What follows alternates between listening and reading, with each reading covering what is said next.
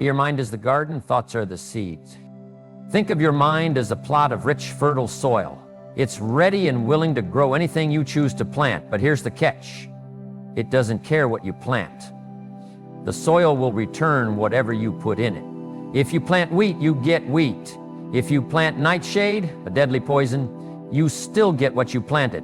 The ground doesn't judge, it just returns, multiplied, whatever seed it receives. And your mind is exactly the same.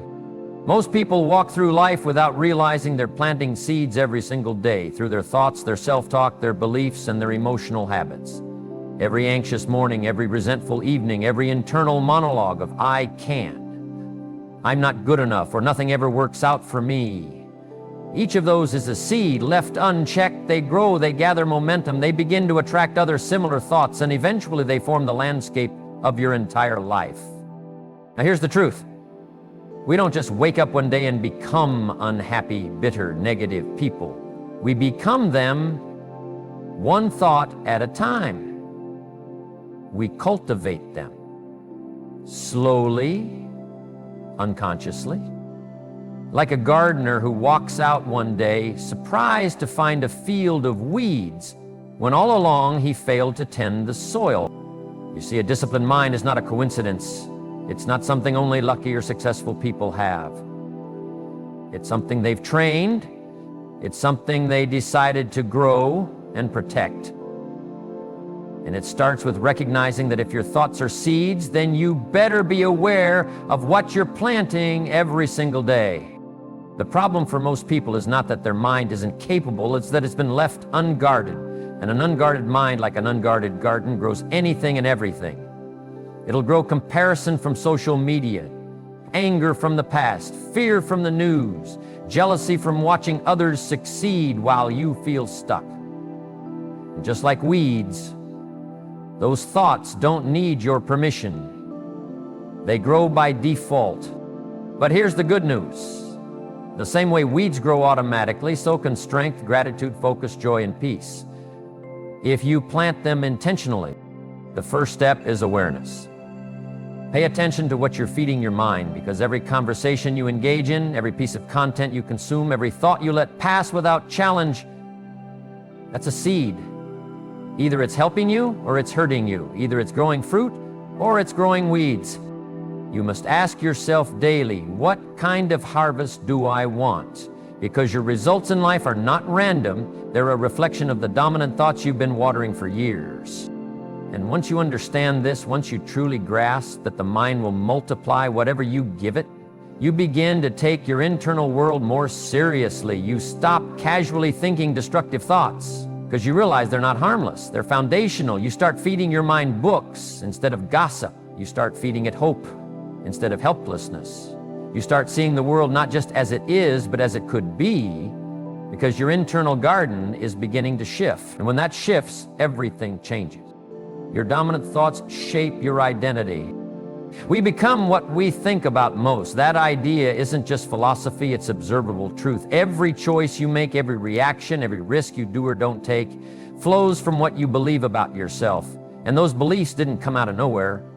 They were shaped by your most dominant thoughts. Thoughts repeated over and over again until they became who you are. You see, if someone thinks about failure long enough, they begin to fear it. Fear it long enough and they'll avoid challenges long enough and they never grow. Now they begin to identify as someone who just isn't good at things. That wasn't a personality trait. That was a thought pattern that hardened into identity. The mind is always listening. It listens to what you repeat. If you tell yourself, I'm not good enough, your subconscious starts to build a case to support it. It starts filtering out the good and magnifying the bad. The wins get ignored, the losses get replayed. You begin to live in a biased mental reality that supports your dominant thoughts. This is why it's so dangerous to let negative self-talk go unchecked. You might think it's just a fleeting moment of doubt, but your mind is recording, and over time, enough of those moments add up to a belief system. And a belief system is hard to break unless you actively and intentionally replace it. Now, the same principle works in your favor when you use it with intention. If you start feeding your mind thoughts of capability, thoughts of strength, of purpose, of progress, then over time, your subconscious starts building a case for that.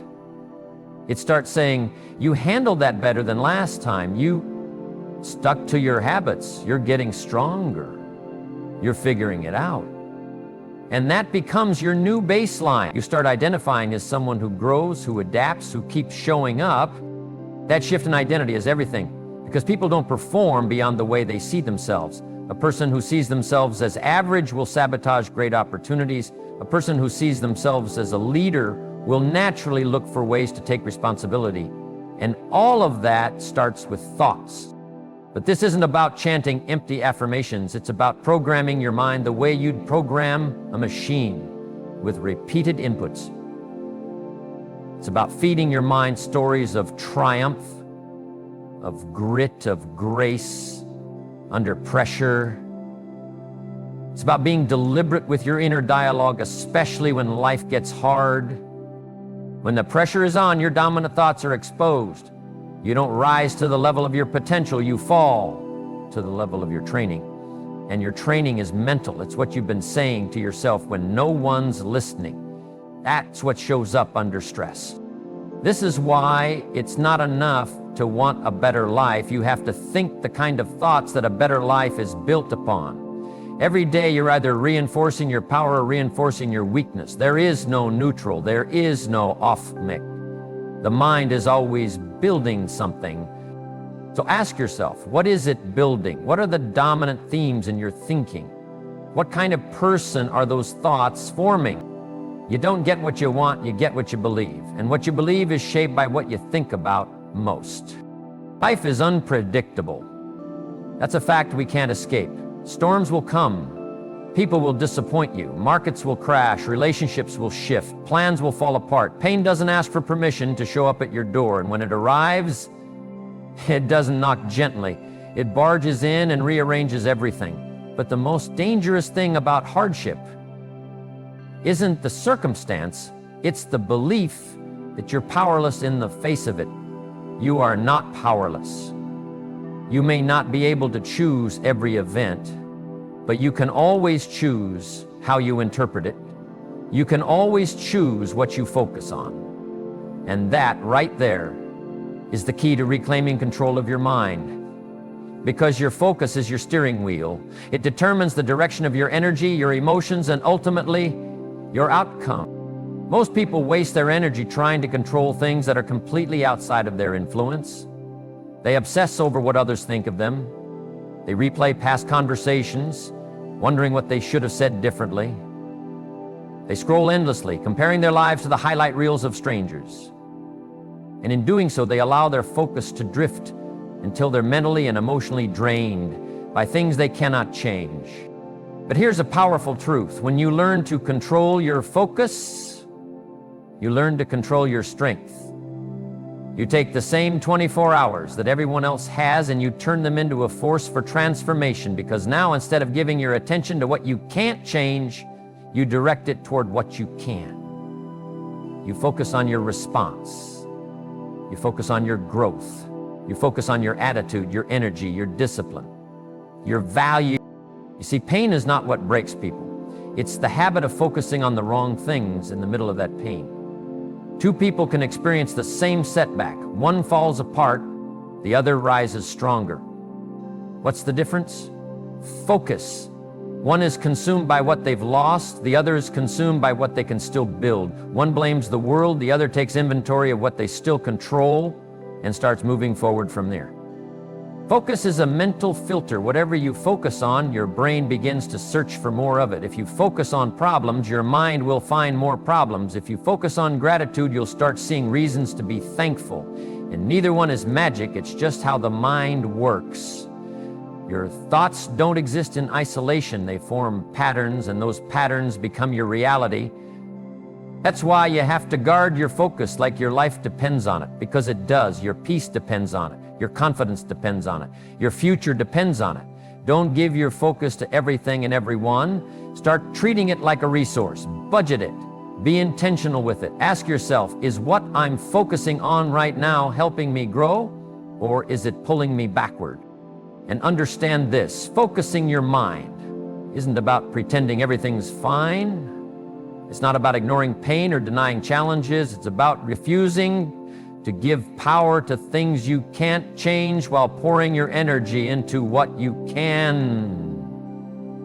It's about shifting from helplessness to strategy, from complaint to creativity, from distraction to clarity. When you get serious about your focus, you stop blaming.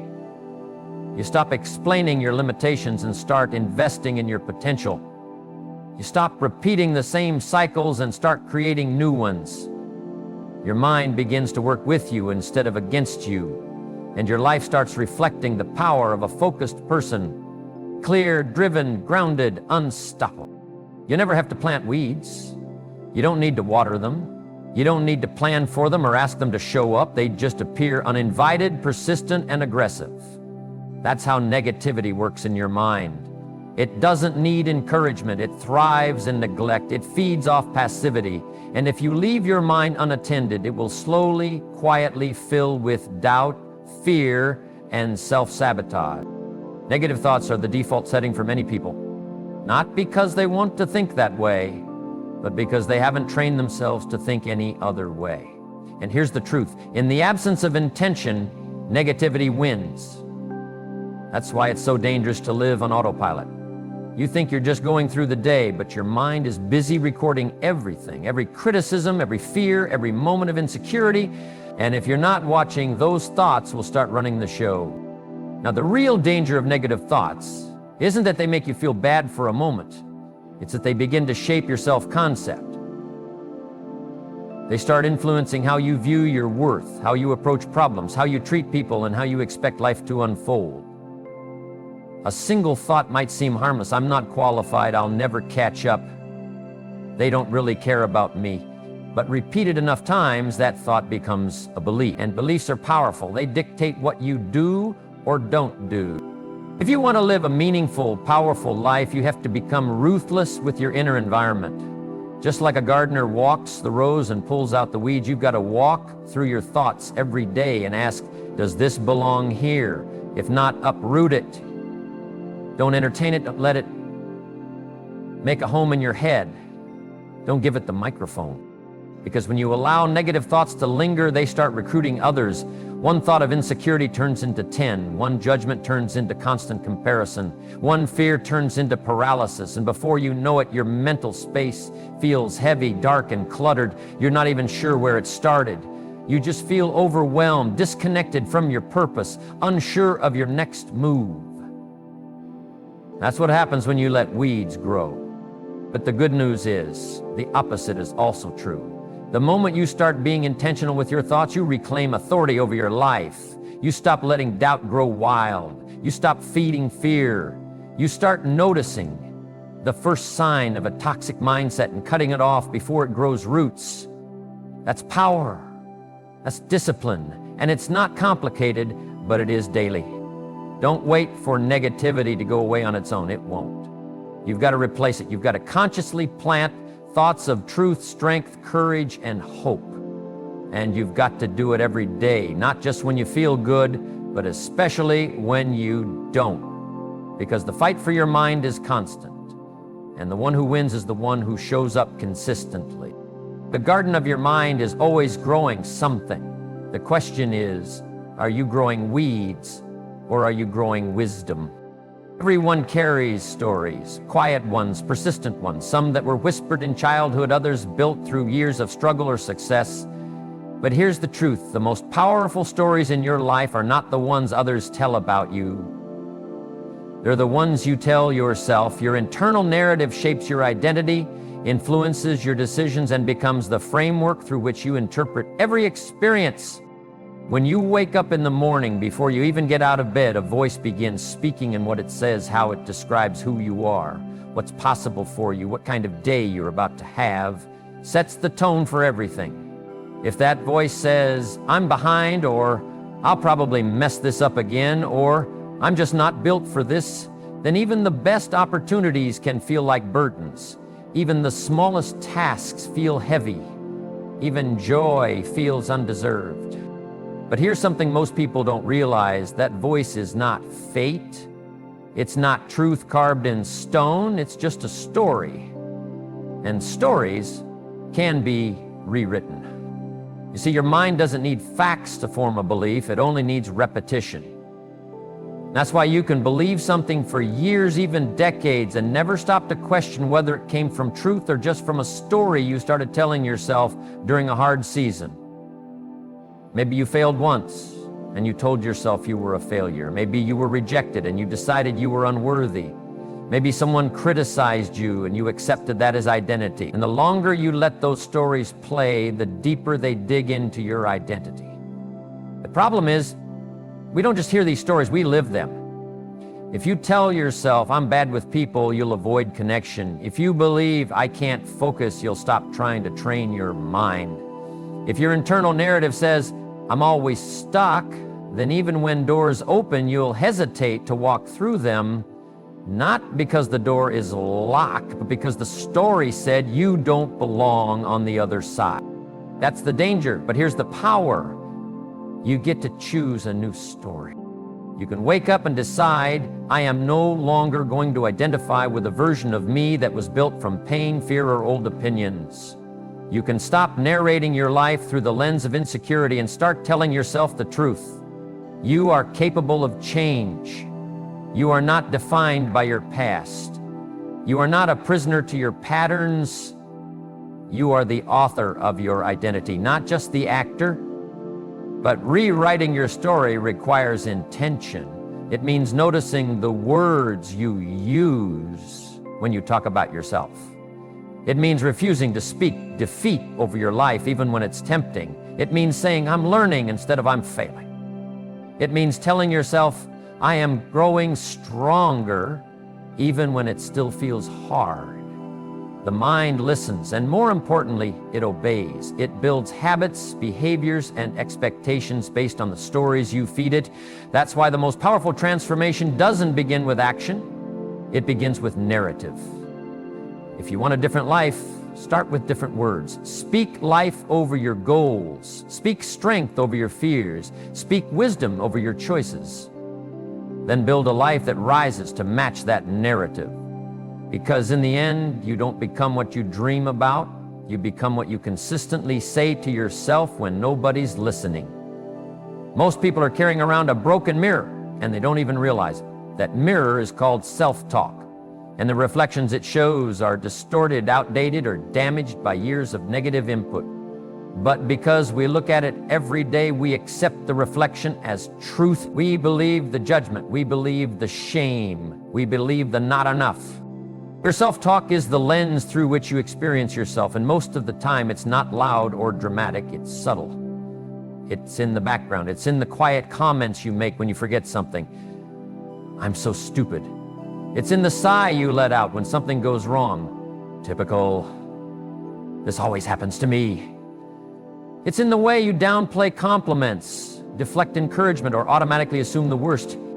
But what you say to yourself, especially when no one else hears, carries more weight than what anyone else ever says about you. Because over time, self-talk becomes identity, identity becomes behavior, and behavior creates results. So if you want to change the way your life looks, start by changing the way your inner voice speaks. Here's the painful truth. If someone else spoke to you the way you sometimes speak to yourself, you'd probably walk away. You'd call them toxic. You'd say they were rude, disrespectful, unkind. But when it's your own voice saying those things, you absorb it. You let it in. You call it reality. You must challenge that. Because your mind doesn't distinguish between a lie and the truth. It simply believes what you say often enough. So if your default self-talk is filled with discouragement, comparison, self-criticism, and fear, then you've been programming yourself for defeat. And the saddest part, most people don't even realize they're doing it. That's why you have to become the guardian of your mental mirror. You have to clean it daily. Wipe off the residue of yesterday's failures. Scrub off the dirt of someone else's judgment. Polish the cracks left by regret and insecurity. Every morning before the world starts talking, you talk to yourself. And every night after the noise dies down, you talk again, not with arrogance, not with ego, but with truth. You remind yourself that growth is messy, but you're committed to it. You tell yourself that today you'll give your best. Not because you're perfect, but because you're responsible for your mindset. You speak to yourself the way a wise mentor would, with honesty, with strength, with belief, because the world is already filled with criticism. You don't need to be another source of it for yourself. You need to be the place where healing starts, where confidence is rebuilt, where courage is practiced in small moments, where the mirror finally reflects something true, not flawless, not fantasy, but powerful and growing. Your self-talk is not just a reaction, it's a decision. And when you decide to clean that mirror every day, to replace lies with truth, to replace harshness with grace, you begin to see yourself differently. And when you see yourself differently, you live differently. Every thought you think is like a drop of water. One drop on its own might seem meaningless, but repeated over time, again and again, it starts to carve pathways into your brain. Just like a stream that eventually becomes a river, your repeated thoughts create mental grooves, automatic routes your mind begins to follow without even questioning them. That's how beliefs are born. Not through sudden inspiration, but through repetition. If you want to change your life, change what you're repeating. The problem is, most people are repeating the wrong things without even realizing it. They're repeating fear every morning. What if I fail? They're repeating shame every time they look in the mirror. I'm still not good enough. They're repeating helplessness when challenges come. I can't do this. This always happens to me. And then they wonder why it's so hard to break free from the cycle. It's not a mystery, it's programming. Your mind becomes loyal to whatever it hears the most, not what's true, what's familiar. If you feed it negativity, doubt, or excuses long enough, that becomes the default setting. And here's the danger. You stop questioning it. You start mistaking repetition for reality. You stop thinking, is this thought helpful? And start believing, this is just who I am. But here's the power you need to reclaim. You are not your programming. You are the programmer. You can choose what thoughts to repeat. You can decide what messages get airtime in your head. You can install new beliefs through the same method that built the old ones. Repetition, consistency, daily alignment. The mind is a garden. It doesn't care what you plant, it will grow whatever you feed it. If you sow seeds of courage, clarity, and responsibility, you'll start seeing those things grow naturally. If you water those seeds every morning, through what you listen to, what you read, how you talk to yourself, you'll start waking up with a stronger mind, a clearer focus, and a deeper sense of purpose. Not because life got easier, but because your thoughts got stronger. Repetition is how champions are built. It's not glamorous. It's not loud. It's not about motivation. It's about wiring your mind for truth every single day. Greatness doesn't come from occasional inspiration. It comes from daily repetition of thoughts that align with who you want to become. You want peace? Then repeat peace. Let your thoughts be grounded in calm, not chaos. You want confidence? Then repeat thoughts that affirm your ability to grow, to try again, to stand tall even when you're unsure. You want strength? Then speak it, think it, act on it again and again until it becomes second nature. Repetition isn't about faking positivity, it's about replacing the noise. You're not ignoring the truth. You're speaking a higher truth over the one that kept you small. You're choosing a new rhythm. And with enough time, your mind begins to default to empowerment, not fear. It won't happen in a day, but it will happen if you stay with it. Because what you feed grows. Feed fear, and it will multiply. Feed doubt, and it will take over. But feed discipline, and it will strengthen you. Feed gratitude, and it will soften your stress. Feed faith, and it will give you courage when everything around you is uncertain. Your thoughts are not random. They're habits. And habits are formed through repetition. You don't need perfect circumstances to transform your mind. You need consistency. You need intention. And you need the courage to repeat what's right even when it doesn't feel natural. Yet, because over time it will. So here's the truth, simple, direct, and unshakable. You are the architect of your mind. And because you are the architect, you are also the builder of your life. What you allow yourself to think, dwell on, repeat, and speak, those things shape not only your emotions, not only your outlook, but your destiny. You don't become your dreams. You don't become your goals. You become your habits of thought. And the beautiful thing is this, you're never stuck. It doesn't matter what thoughts have dominated your past. It doesn't matter who planted seeds of doubt in your youth, what failure you faced last year, or what mistakes you made last week. Every single day is a fresh opportunity to take control of the one thing that will forever determine your direction, your mind. Your mind is not your enemy, but it is a follower. It will follow whatever you feed it, whatever you focus on, whatever you reinforce through repetition. And when you change the story you tell yourself, when you shift your self-talk from criticism to belief, when you replace fear with focus and doubt with discipline, something powerful happens. You start reacting to life. You start creating it. Control your thoughts and you control your emotions. Control your emotions and you control your actions. Control your actions and you build a life that reflects the strength, clarity, and purpose that's always been waiting inside you. But it's not automatic. It takes effort. It takes awareness. It takes the daily decision to guard the gate of your mind like your future depends on it, because it does. Every thought is a vote for the person you're becoming. So vote wisely. Vote with discipline. Vote with hope. Vote with courage. Your mind can either be a cage or a compass, and starting today, you get to decide which, because you become what you think. So make it something powerful. Make it something worthy. Make it something unstoppable.